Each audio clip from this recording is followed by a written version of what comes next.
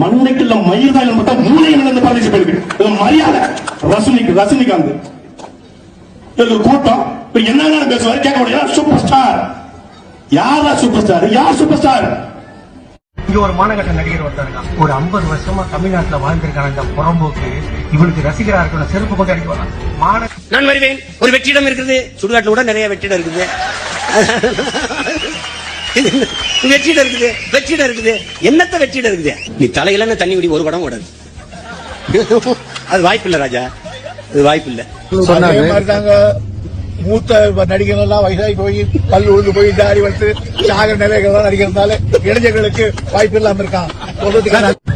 மிரட்டிதான் நம்ம நண்பர் ரஜினிகாந்த் கட்சி தொடங்க சொல்லிருக்காங்க.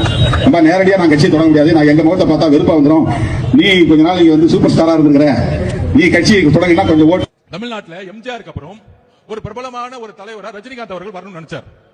அரசியலுக்கு வந்து சிஸ்டத்தை மாத்தணும் எல்லாம் பண்ணணும்னு நினைச்சார். ஆனால் இதே திமுக குடும்பம் பல மிரட்டல்களை கொடுத்து அவரை அரசியல் கட்சி வர விடாம பாத்துக்கிட்டாங்க.